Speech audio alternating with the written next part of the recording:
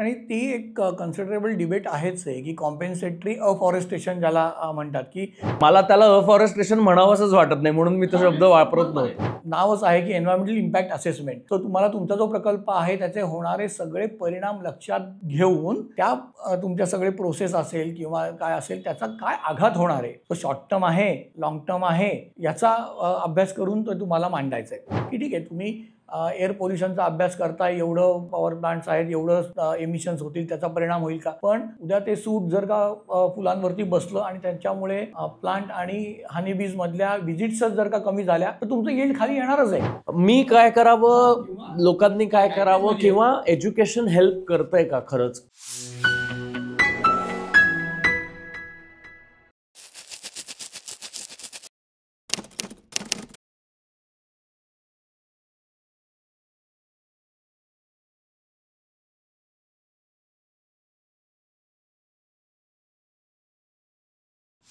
मला ना सर देवराई नेहमीच खूप आवडत आलेली आहे आणि मला आता हे सगळं ऐकल्यानंतर जसं तुम्ही म्हणालात की खरंच वाचल्या पाहिजेत देवराया.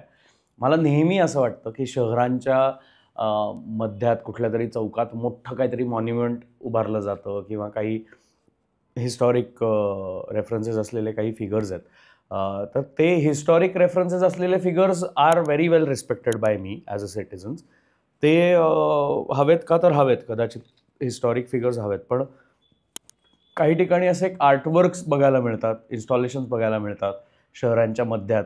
सो मला नेहमी ते बघितल्यानंतर किंवा कुठल्या तरी एका शहराच्या एखाद्या अशा कुठल्या तरी ठिकाणी अशा जागा आहेत ज्या वेस्टेड आहेत की जिथे खरं तर खूप चांगलं काहीतरी बॉटॅनिकल गार्डन होऊ शकतं किंवा बटरफ्लाय गार्डन होऊ शकतं किंवा मिनी देवराया तिकडे क्रिएट होऊ शकतात, ज्यांनी in a way I think शहरात सुद्धा काहीतरी एन्व्हायरमेंटल इन्फ्लुएन्स आपल्याला बघायला मिळेल किंवा इम्पॅक्ट बघायला मिळेल असं मला नेहमी वाटतं.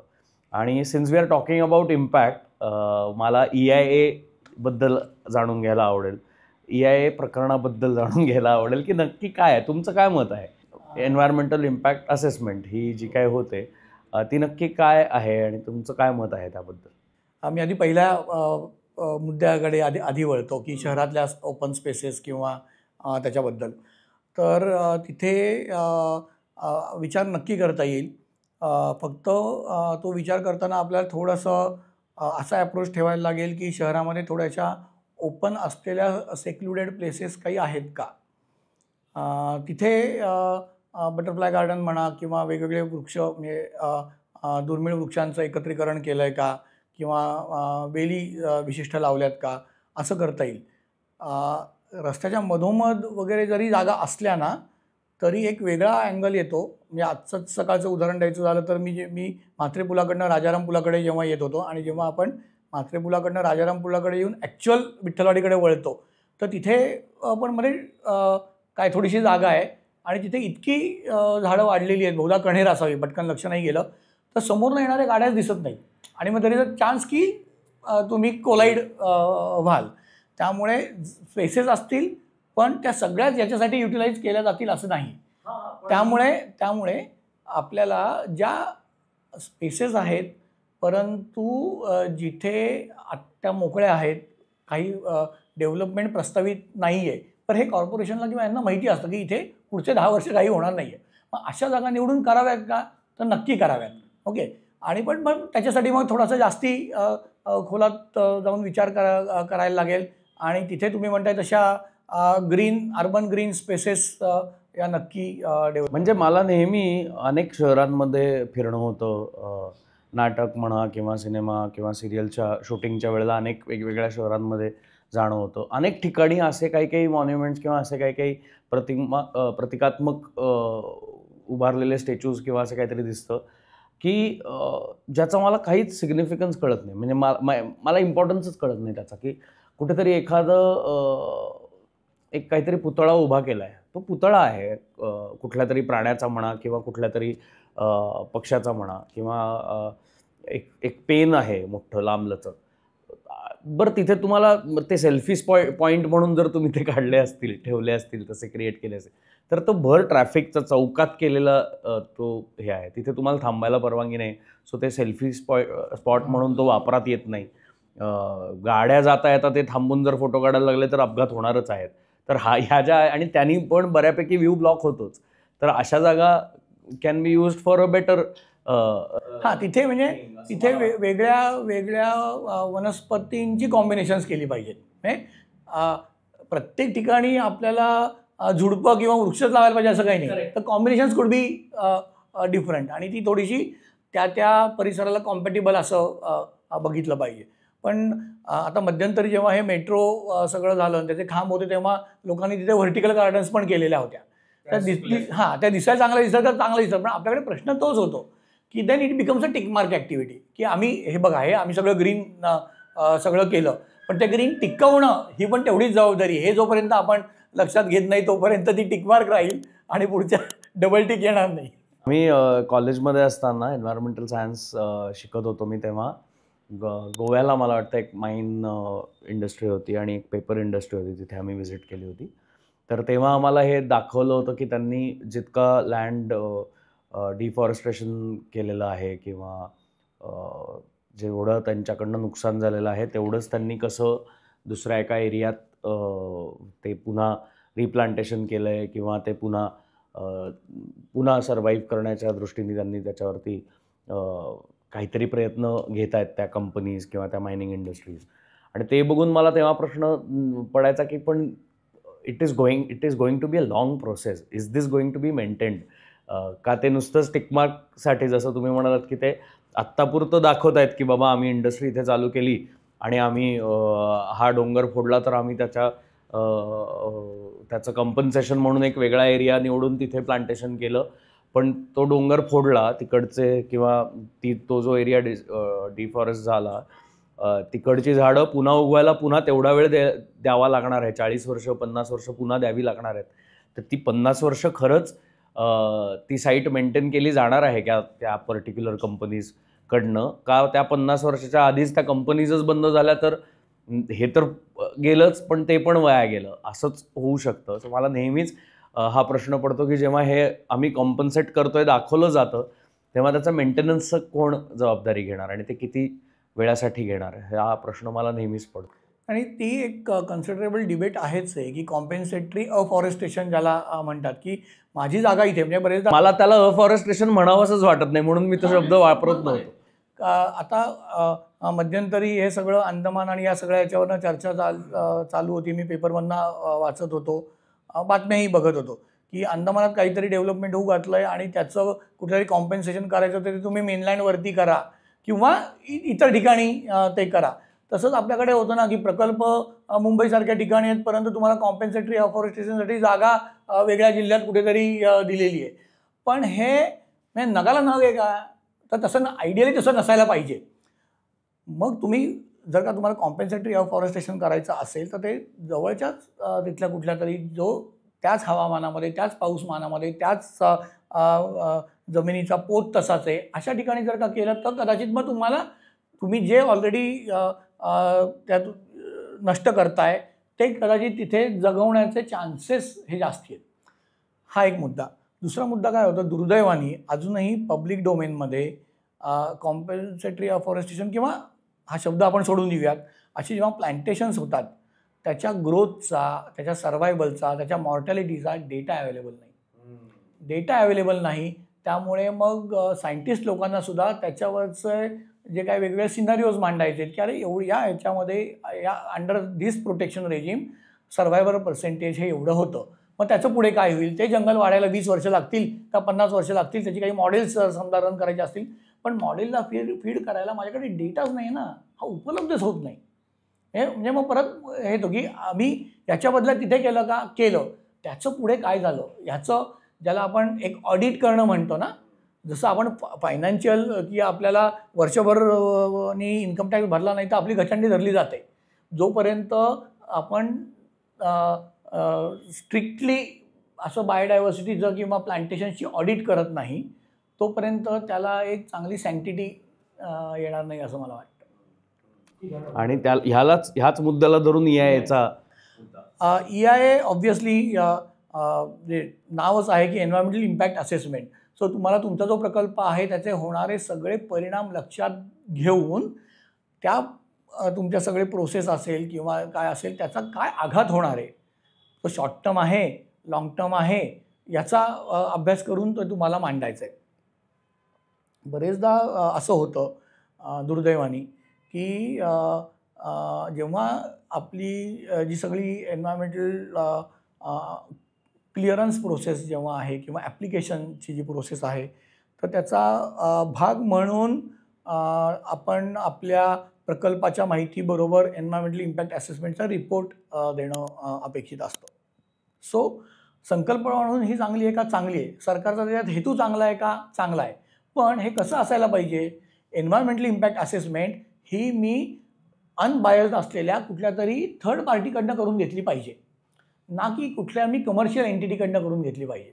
आता माझा प्रोजेक्ट आहे, मीच तो सपोर्ट करतोय, मीच तो एन्व्हायरमेंटल इम्पॅक्ट असेसमेंट रिपोर्ट आणतोय, मीच तो माझ्या ॲप्लिकेशनला जोडतोय.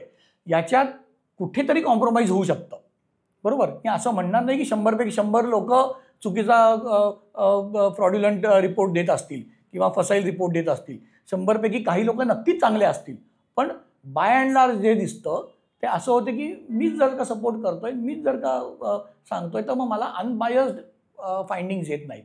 आणि अशा वेळेला थर्ड पार्टी ती इम्पॅक्ट असेसमेंट होणं गरजेचं असतं.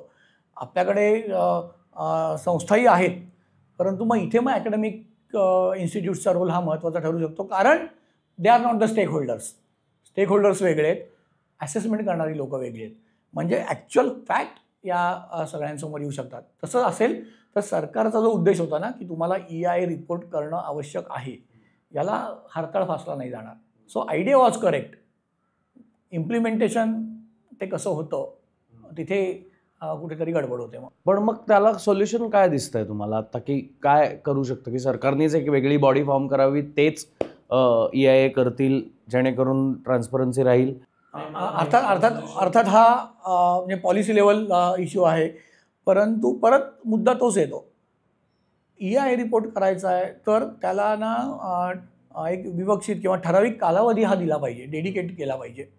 आता उदाहरण द्यायचं झालं तर लॅटरेटिक प्लॅटू, ज्याला आपण सडे म्हणतो, तिथे जर का काही डेव्हलपमेंटल प्रोजेक्ट्स येणार असतील तर त्या सड्यांचा अभ्यास हा पावसाळ्यात केला पाहिजे, ना की तो इतर सीझनमध्ये केला पाहिजे की जेव्हा मला ते सडे उन्हाळ्यामध्ये हे वेस्टलँडच वाटतात.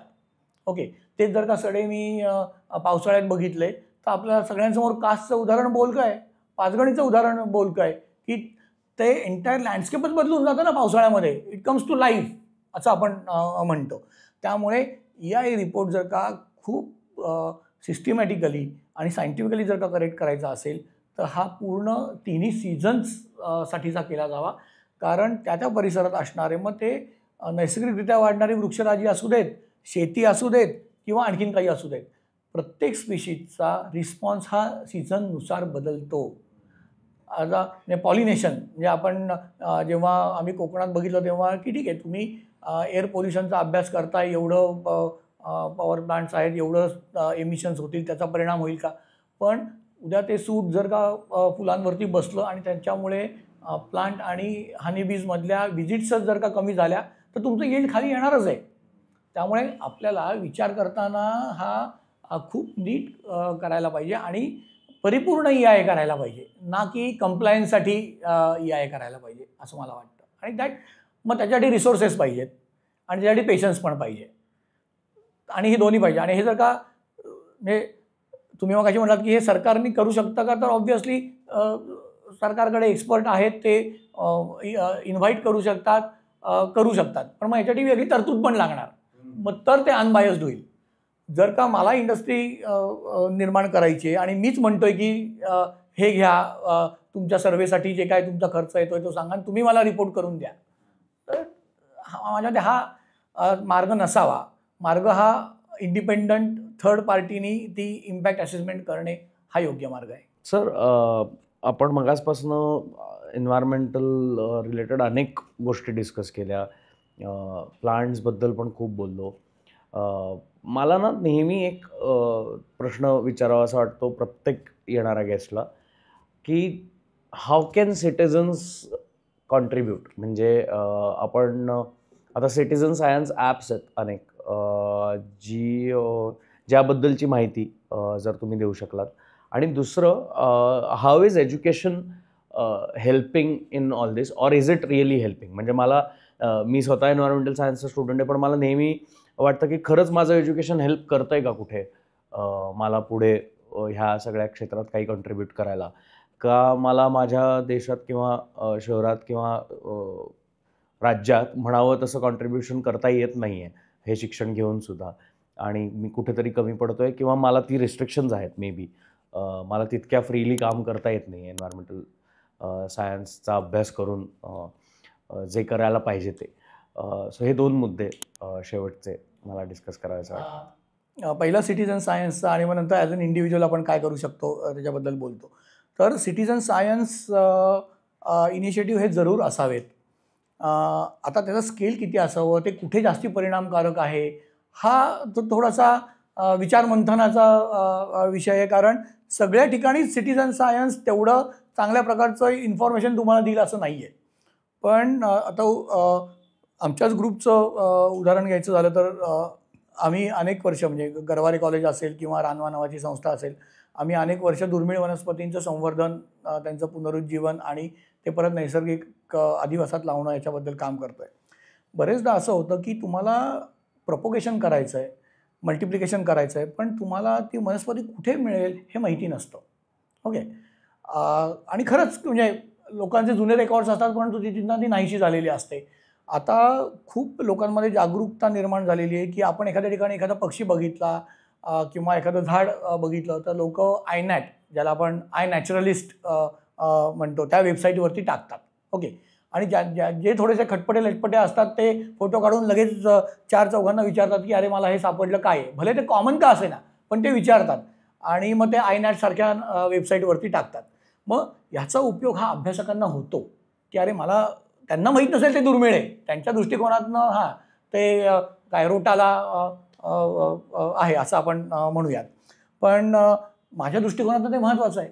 मग मला कळतं की अरे ही वनस्पती आपल्याला इथे मिळू शकेल, मग आपण तिथे जाऊ, त्याच्या बिया गोळा करू, त्याची रोपं तयार करू आणि आपण जंगलात परत लावू. पण मला तो माणूसही माहीत नाही कोण आहे. म्हणजे आयडियली मला कळतं कारण ते रेकॉर्ड कोणी पोस्ट केलं आहे ते, पण अदरवाईज मी त्याला ओळखतो तसं नाही. पण त्यांनी ठेवलेल्या अशा रेकॉर्ड्सचा उपयोग हा नक्की अभ्यासकांना होतो. आणि माझं तर आव्हान असं आहे की तुम्ही जे बघाल तो डेटा सेट हा पब्लिक डोमेनमध्ये जर का असला ना, त्यातनं खूप इंटरेस्टिंग ट्रेंड मिळू शकतात. प्रत्येक जणांनी ॲक्टिव्हिस्ट होण्याची गरज नाही ना. आपण काहीतरी चांगले अकॅडमिक इन्साईट्स करू आणि त्याचा वापर कोणीतरी वेगळ्या पद्धतीने करून घेऊ शकतं. माझ्यासाठी तो रिसर्चसाठी असलेला आहे, त्यामुळे ते आहे. नंतर GBIF म्हणजे ग्लोबल बायोडायव्हर्सिटी इन्फॉर्मेशन डेटाबेस आहे. त्याच्यामध्ये आपण तुमची स्वतःची पर्सनल ऑब्झर्वेशन असतील तरी तुमच्या नावाने कंट्रीब्यूट करता येतात आणि ह्यानी मग आपल्याला एखाद्या एरियाचं महत्त्व अधोरेखित करायला चांगलं होतं. त्यामुळे सिटिझन्सचा उपयोग रेकॉर्ड मेंटेनन्ससाठी होतो. आता त्यांनी कुठल्या प्रकारची ऑब्झर्वेशन ठेवावी, त्याची ऑथेंटिसिटी किती, हा वेगळा एंटायरली मुद्दा आहे. मग फिल्टर, हो, अर्थात आयनॅटला it's more open. You can, as an individual, you can go to the website, register and you can upload your observation. GBIFला तो क्युरेटेड आहे, कारण GBIFच्या डेटावरनं इवन इंटरनॅशनल लेवलला पॉलिसीज वगैरे ठरवण्यासाठी सुद्धा तो डेटाबेसचा उपयोग केला जातो, कॉन्झर्वेशन रिलेटेड वगैरे. But they can be channelise. म्हणजे कोणी असेल उत्सुक तर I am ready to channelise that route also. अच्छा. सो जर GBIF वापरायचं असेल तर ते कोणातरी थ्रू आपल्याला तो चॅनल वापरावा लागेल. ओके. सो मी मुद्दाम ही इन्फॉर्मेशन विचारतोय कारण सिटिझन्स अनेक जण हा प्रश्न विचारतात की अरे आम्हाला कॉन्ट्रीब्यूट करायचं आहे किंवा आम्हाला कन्झर्वेशनसाठी काहीतरी पाठवायचं तर काय करू. तर ते ह्या 2 वेबसाईट्स आहेत, त्या मला वाटतं इम्पॉर्टंट आहेत, कारण नाहीतर लोकांना कळत नाही कुठे. ॲप पण आहे मला वाटतं, आय नॅचरलिस्टचा ॲपसुद्धा आहे ज्याच्यावरती अपलोड होतं आणि ते आपल्या नावाने अपलोड होतं. त्यामुळे आता तर लोकांना, पूर्वी ते एक होतं ना की अरे माझा फोटो कोणीतरी चोरला लावला तर काय स्वतःचा म्हणून, पण आता तुम्ही तुमच्या नावाने अपलोड करायचं आहे. So your identity also gets there. हे कळतं ना. आणि बरेचदा आपण लिहितो की हां मी हे कुंभारली घाटात बघितलं, पण कुंभारली घाट असं नाही ना की आत्ता सुरू झाला आणि दुसऱ्या मिनिटाला संपला. समजा 10 किलोमीटरचा घाट आहे, तर मला अरे बाबा, मग मला त्या माणसाला त्याला शोधता येतं की बाबा रे नक्की कुठे बघितलंस. हा एक झाला. याच्यावरनं एक मला गंमत आठवली. आम्ही जेव्हा पूर्ण पश्चिम घाटाचं प्लांट रिसोर्सेसचं क्वांटिफिकेशन करत होतो, म्हणजे आम्ही लिटरली तो जो काय आमचं सॅम्पलिंग डिझाईन होतं 1 हेक्टरचं, त्यातलं प्रत्येक झाडाचे उंची आणि घेरी मोजत होतो क्वांटिटेटिव्हली अख्ख्या पश्चिम घाटाचा. जवळपास 4 वर्ष हा प्रकल्प चालला. वेगवेगळ्या 6 टीम्स होत्या वेगवेगळ्या भागामध्ये. तर आमचा जो काही सॅम्पलिंग डिझाईन होतं ते 6 बाय 6 किलोमीटरचं होतं. म्हणजे 36 स्क्वेअर किलोमीटरचा आमचं ग्रीड होता की ज्याच्यामध्ये आम्हाला वेगवेगळ्या हॅबिटॅटमध्ये सॅम्पल करायचं होतं. आणि हा ऑब्व्हियसली सरकारचा प्रोजेक्ट असल्यामुळे entire database is going to the public domain. तर आपल्याकडे जे सो कॉल्ड म्हणतात की अरे एखादी तुम्ही दुर्मिळ वनस्पती नोंदली आहे, तुम्हाला सापडली आहे, ती 4 चौघांना कळली तर काय होईल, लोक तोडून नेतील. तर माझं म्हणणं असं आहे की तुम्ही विचार करा नॅचरल लँडस्केपमध्ये, म्हणजे कोयनेसारखं जंगल आहे किंवा कर्नाटकातलं दाट जंगल आहे किंवा कुठलंही 36 स्क्वेअर किलोमीटरच्या एरियामध्ये तुम्ही कुठेतरी सॅम्पलिंग केलेलं आहे. त्याच्यावरनं जर का एखाद्या माणसाने ते शोधून काढलं then he deserves that. It's not at all easy. म्हणजे तुम्हाला सिंगल इंडिव्हिज्युअल कुठला तरी शोधायचा आहे का तर दुर्मिळ, तर त्याचं ते कष्ट आहेत असं म्हणजे मी मजेने म्हणतोय. पण आपण अनावश्यक आपल्या मनात भीती पण खूप असते. जर का ज्यांना एखाद्या गोष्टीचा बिझनेस करायचा आहे ते कल्टिवेशन करू शकतात, ते तोडून करू शकतात, ते तुमची परवानगी घ्यायला येणारच नाही आहेत.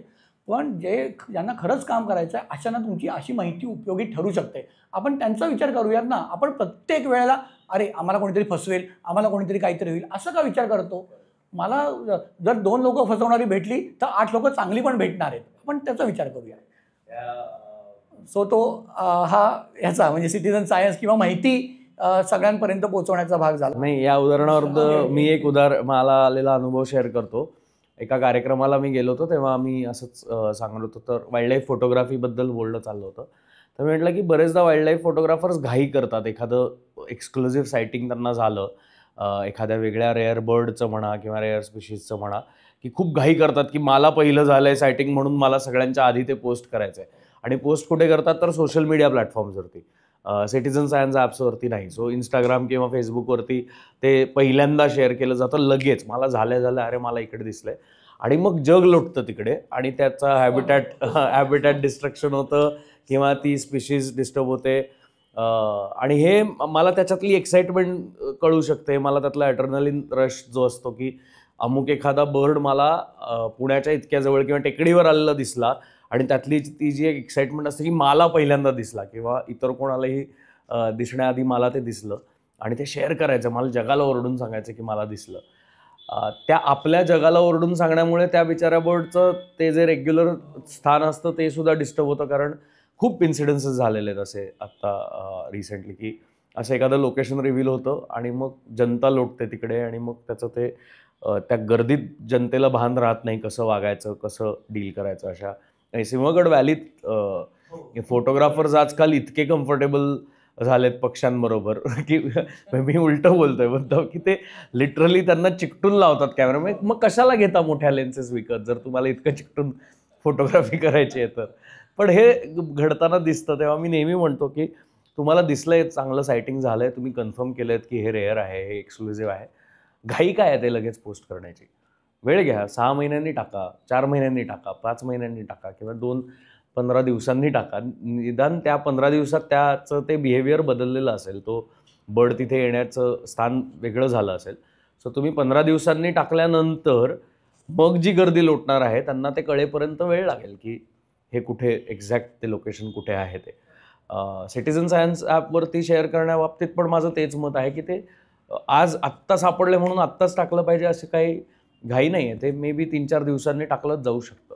सो ते इन्स्टंट शेअरिंग आणि थोडंसं डिलेड शेअरिंग ह्याबद्दल तो अनुभव आला होता. कारण मी हे सगळं बोलत असताना एका मुलांनी म्हटला की का नाही शेअर करायचं, सिटिझन सायन्समुळे तर डेटा सायंटिस्टसाठी तो वापरलाच जाणार आहे, रिसर्चसाठी मी कॉन्ट्रीब्यूट करतोय. म्हटलं बरोबर आहे मित्रा, माझं फक्त इन्स्टंट शेअरिंगबद्दल प्रॉब्लेम आहे. आजकाल आपल्याला सगळ्यांनाच इन्स्टंट शेअर करायच्यात गोष्टी. सो बरेचदा सोशल मीडिया इतकं फसवं आहे की मी काहीतरी शेअर केलं आहे तर लोक हे अज्युम करून चालतात की हे आत्ताच याच्या आयुष्यात घडतंय. ते मी कधी मी तर खूप त्याची मजा घेतो सोशल मीडिया ॲप्सच्या शेअरिंगची आजकाल, की तुम्हाला वाटतंय ना माझ्या आयुष्यात आत्ता हे घडतंय, पण मी तुम्हाला फसवून भलतीकडेच कुठेतरी आहे किंवा मी काहीतरी वेगळंच करतोय. हा मजेचा मुद्दा. पण इन्स्टंट शेअरिंगमुळे सुद्धा काही वेळेला हे असे प्रॉब्लेम्स येऊ शकतात नेचरच्या एलिमेंट्सच्या प्रोटेक्शन्सबद्दलचे. आता दुसरा प्रश्न जो होता की ॲज अन इंडिव्हिज्युअल मी काय करावं, मी काय करावं, लोकांनी काय करावं, किंवा एज्युकेशन हेल्प करतंय का खरंच? एन्व्हायरमेंटल एज्युकेशनचा जो काही, आता मी म्हटलं तसं की माझ्या वेळेला एन्व्हायरमेंटल एज्युकेशन माझ्या आयुष्यात सिलेबसचा पार्ट म्हणून खूप लेटर इंट्रोड्यूस झालं. आता शाळेपासून इंट्रोड्यूस झालेलं आहे, जी चांगली गोष्ट आहे. पण खरंच त्याचा इम्पॅक्ट होतोय का? खरंच त्याचा इफेक्ट दिसतोय का? कारण मला बरेचदा दिसतं की मायक्रोबायोलॉजी विषय निवडला जातो नंतर पुढे जाऊन, किंवा बायोटेक्नॉलॉजी जास्त निवडलं जातं, किंवा लाईफ सायन्सेसमधले असे काही विषय निवडले जातात ज्यांना करिअर वाईज मनी मेकिंगचा स्कोप जास्त आहे. पण मुंग्यांवरती किंवा इन्सेक्ट्सवरती कामं करणारी तशी कमी लोकं सापडतात, किंवा अशा दुर्मिळ गवतांवरती कामं करणारी तशी कमी लोकं सापडतात, कारण त्याला महत्त्वच कमी दिलेलं जातं आहे. सो खरंच एन्व्हायरमेंटल एज्युकेशनचा तसा फरक पडतोय का? तुम्हाला काय वाटतं? मी आधी पहिल्या प्रश्नाकडे येतो की ॲज अन इंडिव्हिज्युअल म्हणून आपण काय सिटिझन काय करू शकतो. यात असा एक घटक आहे की जो खूप काही करू शकतो आणि जो युज्युअली त्या अर्थाने त्याचं कंट्रीब्युशन आपल्याला अजून जाणवलेलं नाही आहे. तो म्हणजे घरी असणाऱ्या आणि आपल्या परसबागा किंवा गच्चीवरच्या बागा मनापासून करणाऱ्या महिला. माझी आई असेल, मामी असेल, काकू असेल, आणखीन कोणी असेल, ते त्यांना लोकांना हौस असते झाडं लावायची. म्हणजे याचा अर्थ फक्त आई, आजी, मामी वगैरे लावतं असं नाही, काका वगैरे पण, मामा वगैरे पण. मी तेच म्हणणार होतो, फक्त महिलाच का? मी स्वतः, मला खूप आवड आहे. पण तर त्यामुळे आपण हौसेने नवीन नवीन झाडं आणत असतो, ती लावत असतो, आणि अशा वेळेला ती झाडं लावल्यामुळे कळत न कळत परागीभवनाला मदत होते. मधमाशा येतात, इतर पक्षी आपल्या बागेत येतात. म्हणजे माझ्या गच्चीवरती सनबर्ड रेग्युलरली येतो, भुंगे येतात, कारण ते आता ते कॅलॅकॅन्थस पॉलिनेट करायला तेच लागतात, तेही आता यायला सुरुवात झालेली आहे. तर यांनी खूप परिणाम होतो आणि हॅबिटॅट्स तयार होतात. आपलं इंटेन्शन असू दे किंवा नसू देत, ती हॅबिटॅट्स ही तयार होत राहतात. त्यामुळे मला, म्हणजे मी या पॉडकास्टच्या माध्यमातून असं म्हणू इच्छितो की जर का मला एक 15 लोकांचा ग्रुप, गच्चीवरती बाग करणाऱ्या लोकांचा ग्रुप असा कोणी मला अप्रोच केलं की आमच्याकडे 4 कुंड्या ठेवायला जागा आहे, फॉर एक्झाम्पल, तुम्ही आम्हाला दुर्मिळ रोपं द्या, तर मी त्यांना दुर्मिळ रोपं देतो, दिली. तर म्हणजे अदरवाईज, म्हणजे आता जंगलातनं काढून इथे आणायचं का वगैरे हा वेगळा डिबेट आहे, पण ती एखादी स्पीशीज जर का तिथं नष्टच होत असेल तर it should find a second home, आणि त्याच्यासाठी प्रयत्न केले पाहिजे. ते ओव्हरनाईट सेकंड होम त्यांना नाही मिळणार आहे. मग जे आपल्या इथे सरावत आहेत, नीट जगतायत, त्यांचं पुढचं प्रजनन होतं आहे आणि नवीन पिढी तयार होती आहे, तर why not, we should go for that. त्यामुळे असं नक्की करूया. मी देईन. नक्की द्या सर. माझ्या घरात मी गेल्या काही वर्षात टेरेस गच्चीवरती अशी काही झाडं लावली आहेत. मी लावली तेव्हा कुंड्यांमध्ये लावली, छोट्या कुंड्यांमध्ये, मग कुंड्या वाढवत गेलो, कारण अदरवाईज दुसरा काही स्कोप नाही तिथे लावण्याचा. पण मी तुम्हाला सांगतो, रोज सकाळी मी जेव्हा पुण्यात येतो तेव्हा मी गच्चीत जाऊन एक कॅमेरा लावून बसतो, किंवा जनरल बघत बसतो, ऑब्झर्व करत बसतो. सनबर्ड्स येतात, टेलर बर्ड्स येतात, even tickles blue fly catcher येतो, मी फ्लॉवर पेकर येतो, सो ड्रॉंगोज येतात, हॉर्नबिल्स येतात. सो इतके पक्षी मला रोज माझ्या गच्चीवर बघायला मिळतात. आणि ते मी हे सुरुवात केली तेव्हा माझ्या घरचे सगळे असे फार काही, त्यांचं असं होतं की अरे कुठे झाडं लावतं, ते सगळं लिकेज सुरू होणार, त्याच्यानी प्रॉब्लेम सुरू होणार. पण आता ते पण ॲप्रिशिएट करायला लागले. ते त्यांना सुद्धा जाणवतं की अरे एवढे पक्षी आपल्याच बागेत किंवा आपल्या टेरेसवरती रोज येत आहेत, ऐकू येत आहेत आपल्याला. छान, म्हणजे प्रसन्न, मस्त वाटतं, छान वाटतं. सो मला प्लीज द्या ती झाडं. I would love to have them. माझ्या गच्चीवर सुद्धा मी म्हणतोच की covid was a blessing in disguise for me. जी गेल्या 20 वर्षात मी गच्चीवरती काही केलेलं नव्हतं ते मी गच्चीवरती बटरफ्लाय गार्डन डेव्हलप केली आणि अनेक गोष्टी तिथे म्हणजे माझी लिव्हिंग लॅबच होती. ते 2 वर्ष सगळं बंद होतं, कुठे जायचं नव्हतं. माझे सगळे एक्सपेरिमेंट्स पॉलिनेशनचे मी माझ्या गच्चीवर केले. त्यामुळे मी म्हणजे म्हणतो की तुम्ही सगळ्यांनी फुलपाखरं बघितली आहेत, पण फुलपाखरांच्या पंखांमुळे हलणारी कंपनं जी आहेत ना ती मी अनुभवलेत, कारण ती माझ्या आजूबाजूला उडतात. सो आपण इंडिव्हिज्युअल म्हणून काही करू शकतो, अनेक गोष्टी करू शकतो. आणि एन्व्हायरमेंटल एज्युकेशन, एन्व्हायरमेंटल एज्युकेशन, तर याचा परिणाम हा होतोय. आणि आता एन्व्हायरमेंटल एज्युकेशनच्या बाबतीत कसं होतं की परत तुम्ही शिक्षकांचा रोल याच्यामध्ये खूप महत्त्वाचा आहे. आत्ता दुर्दैवाने काय होतं आहे, आत्ता लक्ष हे तो कोर्स जो आहे तो more or less crash course झाल्यासारखा झालेला आहे की आपल्याला शिकवायचं आहे, मुलांची परीक्षा घ्यायची, त्यांना उत्तीर्ण करायचं आहे. याच्यात मुलांना खरंच किती कळलं आहे हे नाही असेच होत. Okay, number 1. नंबर 2, आपण मुलांना आजकाल कसं झालं, म्हणजे मला जो जाणवलेला फरक आहे किंवा जे व्हायला पाहिजे असं मला वाटतं, मुलांना आपण इन्फॉर्मेशन देतो आहे. इन्फॉर्मेशन आजकाल तुम्हाला आपल्या मुलांना आपल्यापेक्षा जास्ती फास्ट आहेत, त्यांना इंटरनेटवरती मिळते. परंतु आपण ती इन्फॉर्मेशन हे नॉलेजमध्ये कसं ट्रान्सफर करायचं हे जोपर्यंत विद्यार्थ्यांना शिकवत नाही तोपर्यंत त्यांना एखादा विषय खोलात जाऊन समजत नाही. माझ्यामध्ये शिक्षकांचा रोल हा जास्ती तिथे आहे. मग तो पर्यावरण विषय का असे ना किंवा इतर कुठला विषय का असे ना, मी ज्या विषयाचं ज्ञान घेतो आहे ते आणि ते ज्ञान मला जर का माझ्या पायावरती उभं राहायला मला भविष्यात वापरायचं असेल तर ते ज्ञान कशाशी मोडून खाता आलं पाहिजे हे मला समजलं पाहिजे. माहिती मी कुठनंही मिळवू शकतो, पण मला एक जाणवलं की भले विद्यार्थी परीक्षेसाठी अभ्यास करत असतील, काही विद्यार्थी मनापासून करत असतील, पण त्यांना प्रश्न पडायला लागलेत. आता हे प्रश्न योग्य दिशेने नेणं, त्यांच्याकडनं छोटे छोटे उपक्रम करून घेणं, कारण तुम्ही मगाशी इन्स्टंटबद्दल बोललात.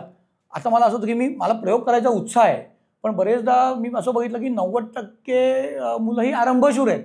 ते आज काहीतरी इतके उत्साह देतील की आपल्याला वाटतं की ह्याच्यावर का दुसरं कोणीच करणार नाही, पण तो 3 दिवसानंतर गायब झालेला असतो. खूप कमी 10% अशी लोक आहेत की जी आणखीन टिकून राहतील.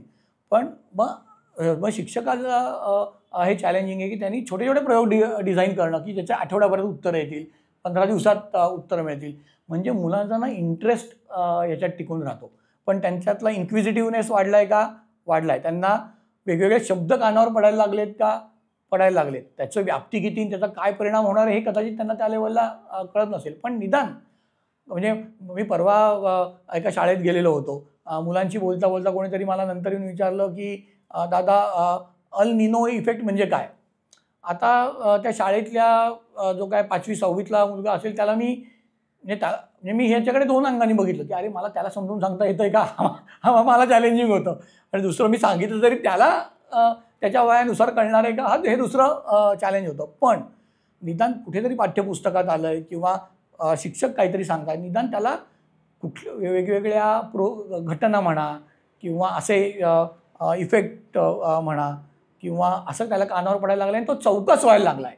तो खरं त्या चौकसपणातनं तो स्वतः किती शिकलाय हा क्वेश्चन मार्क आहे. कारण तसं इव्हॅल्युएशन आपल्याकडे अजून म्हणजे कळल्याचं इव्हॅल्युएशन होत नाही, पाठांतराचं इव्हॅल्युएशन होतं. सर, एपिसोडच्या शेवटाकडे आलेलो होतो आपण. खरं तर हे डिस्कशन संपूच नाही असं वाटतंय आणि आय होप तुम्ही पुन्हा कधीतरी जंगल एकोजवरती असेच गप्पा मारायला याल आणि आपण आणखी एखादा पॉडकास्ट. आवडेल मला नक्की. वेगवेगळे जंगलातले वेडेपणा केलेले होते फिरण्यातले वगैरे ते कधीतरी शेअर करायला नक्की आवडेल. पण संपवताना मला तुम्हाला काही क्विक क्वेश्चन्स विचारायचे आहेत ज्याची उत्तरं कदाचित फार मोठी नसतील, छोटी छोटी असतील.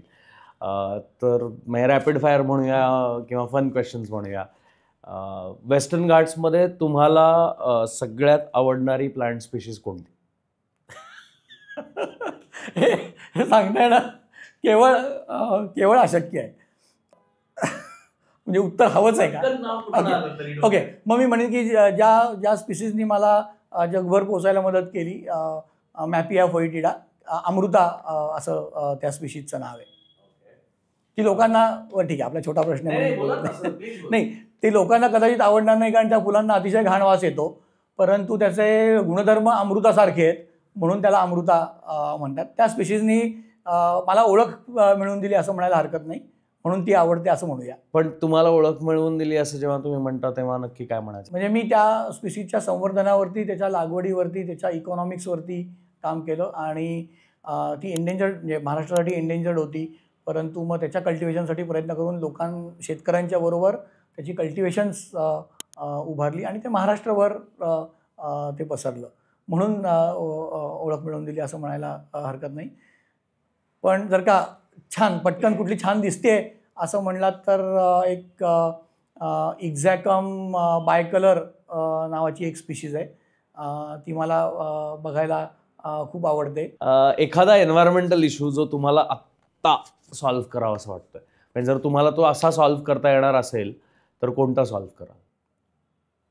एखादा एन्व्हायरमेंटल इश्यू जो सॉल्व्ह करावा असा वाटतोय, म्हणजे तुम्हाला खात्री आहे की हा माझ्याकडनं आत्ता लगेच मी सॉल्व्ह करू शकतो, सो तुम्हाला आत्ता असा कोणता एन्व्हायरमेंटल इश्यू दिसतोय की नाही? मग मी मगाशी म्हणलं त्याप्रमाणे की मला महाराष्ट्र राज्यासाठी कॅम्प म्हणजे जी प्राधान्यकृत दुर्मिळ वनस्पतींची संवर्धनासाठी जी यादी करायची ती करायला मला नक्कीच आवडेल. नाही, पण तो एन्व्हायरमेंटल इश्यू म्हणून नाही कन्सिडर करता येणार, इश्यू म्हणून नाही कन्सिडर करता येणार मे बी. म्हणजे मला म्हणायचं आहे की जसं प्लॅस्टिकचं काय करायचं असेल किंवा पोल्युशनचं काहीतरी, अशा रिलेटेड जे आपण एन्व्हायरमेंटल इश्यूज म्हणून आत्ता कन्सिडर करू शकू टिपिकल, त्यातला एखादा असा इश्यू जो तुम्हाला असं वाटतं की हा मी इन्स्टंटली जर सॉल्व्ह करता आला मला तर पहिला मी हा सॉल्व्ह करेन. ओके, मग मी म्हणेन की मग मी पॉलिनेशन किंवा परागीभवन याच्याकडे जास्ती लक्ष देईन, कारण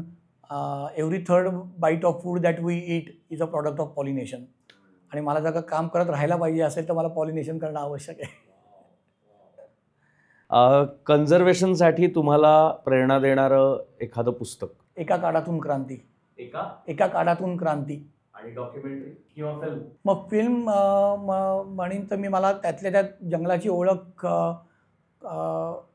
ब्युटिफुल पीपलमुळे झाली, आणि एक सई परांजपेचा मूवी होता पपिहा नावाचा, तोही त्याच्यातही जंगलाचं बद्दलची ते चित्रीकरण जंगलाचा पिक्चर नव्हता, तो जंगलातल्या शी रिलेटेड असलेला तो पिक्चर होता. वा. सर, फील्डवर्क दरम्यानचा तुम्हाला असा एखादा आठवणारा इन्सिडेंट्स जो तुम्हाला, म्हणजे याचं शॉर्ट उत्तर नसेल तरी चालेल, पण असा एखादा मजेशीर?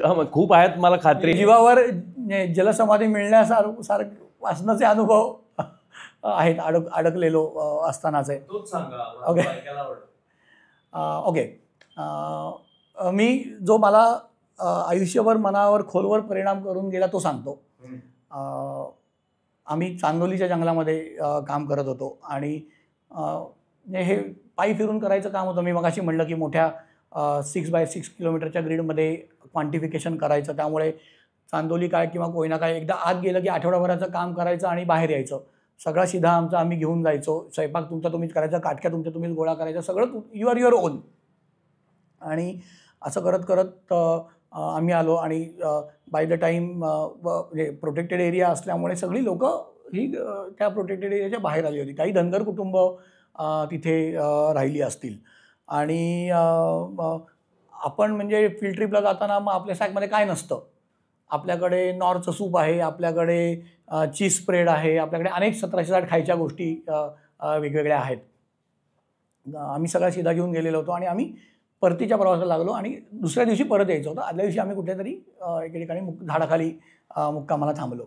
तर तिथे एक खोपटं होतं आणि त्या खोपट्यामध्ये एक वृद्ध कुटुंब, त्या आजींच्या अंगावरती केवळ लज्जा रक्षणा इतकी वस्त्र होती, म्हणजे छातीला काहीतरी एक थोडंसं गुंडाळलेलं होतं आणि कमरेला एवढंच होतं. ही फार जुनी गोष्ट नाही, 2007 सालची गोष्ट आहे. आणि त्यांच्याशी जनरल गप्पा मारता मारता की काय कसं तुम्ही जगता वगैरे असं आम्ही गप्पा मारत होतो. काय खाता, काय पिता वगैरे. तर ते सांगत होते की आम्ही नाचणीची शेती डोंगर उताराला करतो आणि म्हणजे लिटरली आपण पूर्वी गोष्टीत जसं असायचं की मीठ मिरचीसाठी गावात जायचं, तसं कधीतरी एकदा पावसाळ्याच्या सुरुवातीला चांदोलीला जायचं, एकदा 4 महिन्याचं जे काय आहे ते भरून आणायचं, मग त्याच्यानंतर तिकडे जायचंच नाही. त्यामुळे गहू वगैरे हा विषयच नव्हता.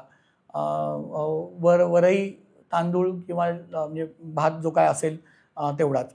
आणि चहा पण नाही, तरतरी येण्यासाठी त्या सूर्यफुलाच्या आणि तुळशीच्या जातीतली पानं उकळून ते प्यायच्या. 18 विश्वदारिद्र्य, काहीच नाही. आणि मी गप्पा मारल्या, म्हटलं ठीक आहे. माझी टीम काम करायला गेलेली होती, त्या दिवशी स्वयंपाकाची जबाबदारी माझ्यावरती होती. मी भात शिजवायला घेतला चुलीवरती आणि माझ्या असं लक्षात आलं की मीठ नाही आहे माझ्याकडे. आणि मग मी परत त्या खोपट्यात गेलो आणि मी 18 विश्वदारिद्र्य बघितलेलं होतं. मी तिथे गेलो आणि मी निशब्द होऊन उभा राहिलो. तर त्या आजींना कळलं मी कशासाठी तरी आलो आहे. त्या म्हटलं काय झालं? म्हटलं मला स्वयंपाक करायचा, नेमकं माझ्याकडे मीठ शिल्लक नाही आहे. त्या म्हटल्या मी देते. आणि मग त्या उठल्या. लिटरली हिंडालियमचं खडखड वाजणारं जे पातेलं असतं तसं एक पातेल्यातनं एक कळकट्ट खडे मिठाची पुरसुंडी काढली. लिटरली एवढंसं मीठ त्या पुरसुंडीमध्ये होतं. त्यांनी त्यातलंच काढून त्या मला द्यायला लागल्या आणि मला ते खूप कसं तरी वाटलं की म्हणजे यांच्याकडेच नाही आहे, मी कुठे त्यांच्याकडे मागायला गेलेलो आहे. धड अंगावरती कपडे नाहीत, काहीतरी उकळून तरतरी यावं म्हणून पितायत. मी त्यांना म्हणलं, त्यांनाही बहुतेक लक्षात आलं असं, त्यांना म्हणलं नको. त्यांनी थोडंसं दिलं, त्यांनाही अपमान करायला नको म्हणून मी थोडंसं घेतलं आणि परत आलो. आणि माझ्या डोळ्यातनं पाणी येत होतं आणि माझ्या डोळ्यासमोर हे सगळं जात होतं की मी फील्ड ट्रिपला जाताना काय करतो आहे. 4 कपड्यांचे सेट घेऊन जातो आहे, नॉरचं सूप नेलं आहे, चीज स्प्रेड नेलं आहे, अमुक नेलं आहे, कांदे नेलेत, बटाटे नेलेत, सगळं भरभक्कम शिदा घेऊन मी गेलेलो आहे. आणि यांच्याकडे चहा पिण्या इतकं सुद्धा म्हणजे चहापत्तीच नाही तर विषयच संपला. आणि मी रडत होतो. माझे फील्ड ट्रिपवरचे सगळे सहकारी आले, त्यांनी विचारलं सर काय झालं? म्हणलं हे असं असं आहे. मी त्यांना म्हटलं की आता आपण उद्या परत चाललो आहे, आपल्याकडे जो काय शिधा शिल्लक असेल, साखर असेल, अमुक असेल, तो आपण त्यांना देऊयात, आपण आता गावाकडेच चाललेलो आहे. पण हा जो विरोधाभास होता ना, हा कुठेतरी खूप मनाला जाणून गेला की अजूनही अशी परिस्थिती आहे की जिथे बेसिक म्हणजे हे बेसिकच्या पेक्षा खालच्या नीड्स आहेत ते सुद्धा सांभाळणं कठीण जातं आहे. आणि आपण सगळे रिसोर्सेस असून आपण लिटरली गरज नसताना आपण ते युटिलाइज करतो आहे. तेव्हापासून मी ठरवलं की कधी बरिस्ता किंवा CCDची पायरी नाही चढायची. कारण आय लिंक किंवा त्या मावशी किंवा आजी डोळ्यासमोर येतात की त्यांच्याकडे काही नाही आणि आपल्याकडे एवढं आहे. सो हा एक अनुभव होता की जो आयुष्यभर लक्षात राहील असा होता. अजूनही बरेच आहेत पण ते पुन्हा कधीतरी. सर, निसर्गात भटकंती करताना आणि एस्पेशली अशा रिमोट एरियाजमध्ये आपण जेव्हा जातो तेव्हा खरंच असे मन हेलावून टाकणारे काही काही इन्सिडन्सेस बघायला मिळतात. बरेचदा ट्रेकिंग करणाऱ्या अनेक जणांना हा अनुभव येतो, गड किल्ले ट्रेकिंग करणारे, की तिथलेही गावं आज 2024मध्ये सुद्धा तिथले गावकरी अजूनही बेअर मिनिममसाठी स्ट्रगल करतात. आणि आपण जाताना लोडेड जातो फुल, आणि ते तरीसुद्धा आपल्याला सगळी सर्व्हिस मिळते की नाही याची काळजी घेत असतात काही पैशांसाठी फक्त. फारच इंटरेस्टिंग नोटवरती संपतो आहे हा पॉडकास्ट. पण थँक्यू सर, अंकुर सर, तुम्ही जंगल एकोसचा भाग झालात आणि आज खूप महत्त्वाची इन्फॉर्मेशन आमच्याबरोबर शेअर केलीत. आय एम शुअर की कन्झर्वेशन चा एक कुठेतरी छोटासा दिवा आपण जे प्रेक्षक आज हा एपिसोड बघतायत त्यांच्या मनात कुठेतरी लावू शकलो असू. ह्या निमित्ताने आपल्या बोलण्यात आज जे काही उल्लेख आले त्याबद्दल लोक जाऊन थोडासा जास्त अभ्यास करतील, जास्त माहिती मिळवतील. सर, तुम्हाला कसं वाटलं जंगल एकोजमध्ये? मला खूप छान वाटलं. आणि म्हणजे हे मी म्हणायचं म्हणून नाही म्हणत आहे, म्हणजे मी परखड बोलणारा माणूस आहे. पण मला छान वाटलं कारण हा फ्री फ्लोईंग होता, स्ट्रक्चर्ड नव्हता. खूप स्ट्रक्चर्ड असलं ना की तुम्ही नकळत एका स्वरूपात बांधले जातात. त्यामुळे मला एकतर याचं स्वरूप जास्ती आवडलं. दुसरी गोष्ट, जेव्हा आपण फ्री फ्लोईंग बोलतो ना तेव्हा आपण समोरच्या माणसाशी पटकन कनेक्ट होतो. ते प्रश्नोत्तरांसारखं झालं की मग तुम्ही कनेक्ट नाही होत. आणि कळत नकळत माणूस काही घटना यात स्वतःशी लिंक करायला लागतो आणि मग तो इम्पॅक्ट हा जास्ती होतो. त्यामुळे मला नक्कीच मी आशा पण नाही म्हणणार, मी खात्री हा शब्द वापरीन. मला नक्की खात्री आहे की हे लोकांच्यापर्यंत जास्ती प्रभावीपणे पोचेल आणि हे माध्यम असंच पुढे चालू राहू दे. विषय वेगवेगळे ऑब्व्हियसली तुमचे असतील, परंतु लोकांशी कनेक्ट या निमित्ताने जो जोडला जाईल ना, तो खूप भारी आहे असं मला वाटतं. आमचा प्रयत्न तोच आहे सर. थँक्यू सो मच पुन्हा एकदा जंगल एकोसच्या संपूर्ण आमच्या टीमच्या वतीने. आणि जंगल एकोसतर्फे तुम्हाला आमच्याकडनं छोटीशी भेटवस्तू, हे रेप्टाईल्स ऑफ गुजरात नावाचं निलिम कुमार खैरे सरांचं पुस्तक आहे आणि wilderness wild life of Pune district Anuj दादा आणि राजीव पंडितांचं एक पुस्तक आहे. सो हे दोन्ही आमच्याकडनं तुम्हाला भेटवस्तू ही आमचे जे गिफ्टिंग पार्टनर्स आहेत नेचर वॉक चॅरिटेबल ट्रस्ट, त्यांच्या वतीने ही पुस्तकं तुमच्यासाठी खास आलेली आहेत. Thank you so much sir. Thank you. छान, एकदम मस्त. जंगल एकोस. जंगलातल्या अनेक गोष्टींबद्दल आपल्याला इधर खूप माहिती असते किंवा खूप कमी माहिती असते, पण जी लोक ह्या जंगलांमध्ये वारंवार जात असतात, ह्या जंगलांमधल्या वेगवेगळ्या एलिमेंट्सवरती अभ्यास करत असतात, रिसर्च करत असतात, PhD करत असतात, ह्या जंगलांमधल्या जंगली प्राण्यांबरोबर आपलं अख्खं आयुष्य घालवतात, अशा माणसांशी गप्पा मारून आम्ही या जंगलाची खरी ओळख तुम्हा सर्वांसोबत शेअर करतो. जंगल एकोसचे हे भाग तुम्हाला जर आवडत असतील तर प्लीज लाईक करा, शेअर करा, सबस्क्राईब कराच. आणि ही जंगलाबद्दलची आणि संवर्धनाबद्दलची जी काही माहिती आम्ही तुमच्यापर्यंत पोहोचवतोय ती इतरही नागरिकांपर्यंत तितक्याच प्रेमाने पोहोचवा.